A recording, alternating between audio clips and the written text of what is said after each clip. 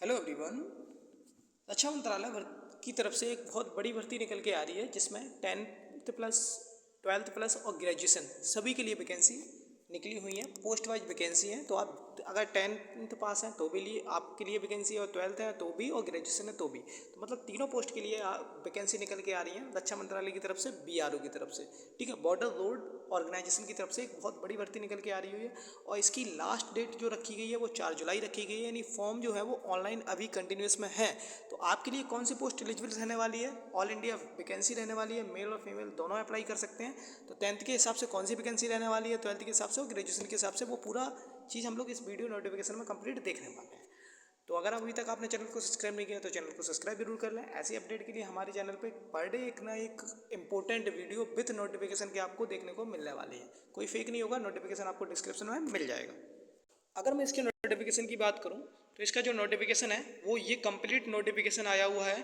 कहाँ से आया हुआ है तो आप इस नोटिफिकेशन को कंप्लीट देख लो। Government of India BRO border road organisation general reserve engineer force की तरफ से ये वैकेंसी निकल के आ रही है, जिसमें आपकी कुल 6 पोस्ट रहने वाली है। मतलब 6 से पोस्ट रहने वाली हैं, जो अलग अलग पोस्ट हैं, सभी के लिए अलग अलग एलिजिबिलिटी है। तो अगर मैं पोस्टों की बात करूं तो सबसे पहली पोस्ट आपकी ड्राफ्टमैन होगी, हिंदी टाइपिस्ट होगी, स्टोर कीपर होगी, ऑपरेशन कम्युनिकेशन हो गया, ओईएम हो गया, ऑर्डिनरी ग्रेड और इलेक्ट्रीशियन। यानी ये सारी पोस्ट कंप्लीट आपकी रहने वाली है।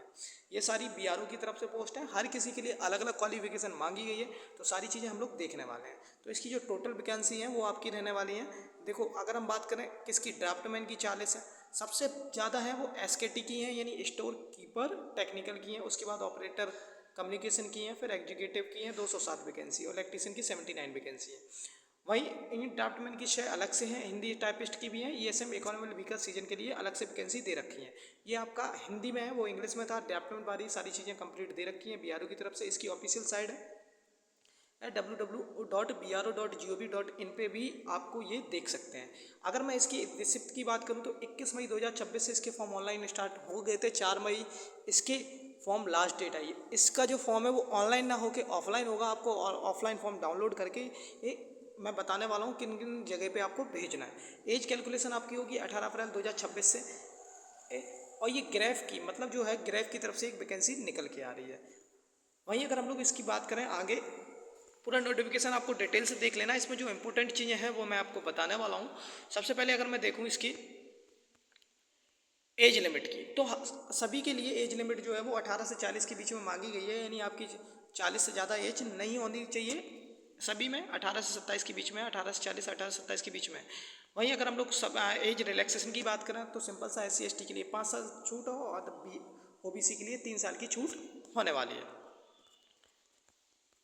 अगर मैं इसके फीस की बात करूं तो आपकी दोनों लोगों के लिए 50-50 फीस रहने वाली है, यदि अदर बैकवर्ड क्लासेस के लिए और SC/ST के लिए, EWS के लिए, सभी के लिए।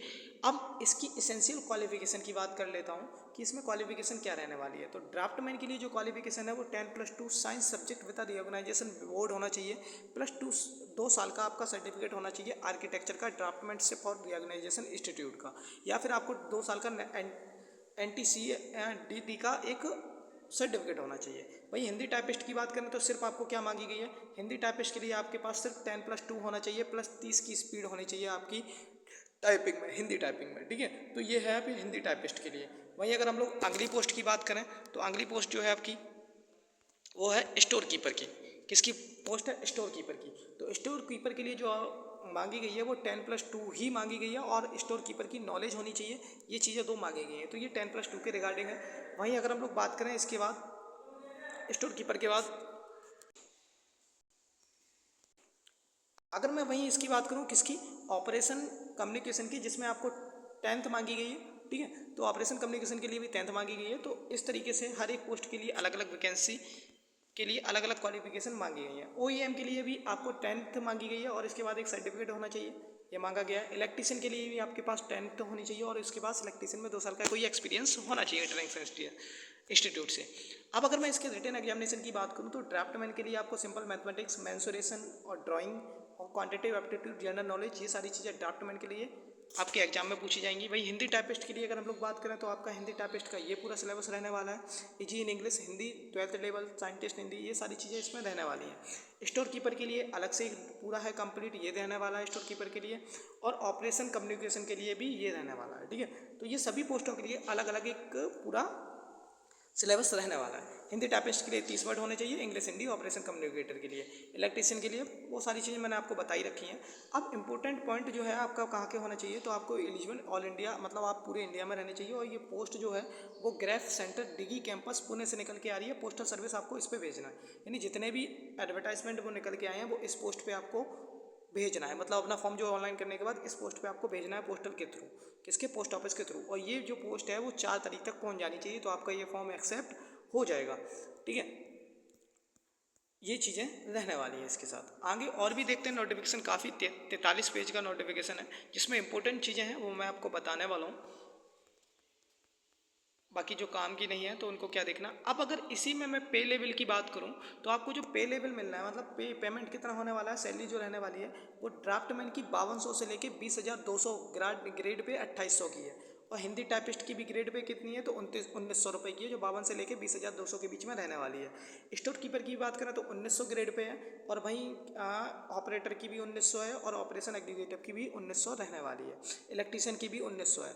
यानी सिर्फ एक जो है ड्राफ्टमैन इसकी 2800 ग्रेड पे है, बाकी सभी की 1900 ग्रेड पे है। यानी 5200 से 20,200 के बीच में ग्रेड पे रहने वाली है। तो आपकी सैलरी वही 30 से 35,000 के बीच में रहने वाली है, अच्छी खासी सैलरी रहने वाली है। रिक्रूटमेंट प्रोसेस क्या रहने वाला है, तो सभी कैंडिडेट जो भी शॉर्टलिस्टेड होंगे रिटन एग्जामिनेशन के लिए, उसके बाद आपका एक रिटन एग्जामिनेशन होगा, फिर पीईटी यानी फिजिकल होगा, उसके बाद मेडिकल होगा, और आपको फाइनल ज्वाइनिंग दे दी जाएगी।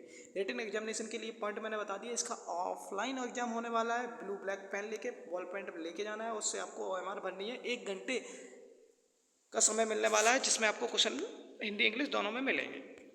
ठीक है, पीईटी वगैरह कैसे रहने वाला है, तो पीईटी और पीआईपी है, इसका नोटिफिकेशन जो ग्रीफ सेंटर पे पुणे में ही होगा, और ज्वाइनिंग भी बीआरओ की तरफ से पुणे डिजिटल कैंप पे, बहुत सारे कैंप है वहाँ पे होने वाली है। ठीक है, तो ये सारी चीज़ें इस कंडीशन पे रहने वाली है, और ये इसके सेंटर रहने वाले हैं। फिजिकल स्टैंडर्ड जो आपके होने वाले हैं वो वेस्टर्न हिमालय में होंगे, ईस्टर्न में होंगे। ये सारी पूरी लिस्ट कंप्लीट में डाउनलोड कर दिया। आपकी हाइट जो है वो 157 से 162 के बीच में होनी चाहिए, तो आप इसके लिए एलिजिबल हैं। और आप इसका नोटिफिकेशन डाउनलोड करके इसका जो फॉर्म कंप्लीट है वो मैं डिस्क्रिप्शन में डाल दूंगा। जो ये फॉर्म पड़ा हुआ है, ये फॉर्म आपको फिल करके इनके सेंटरों पे भेज देना है। तो मिलते हैं नेक्स्ट वीडियो में, तब तक के लिए जय हिंद, जय भारत।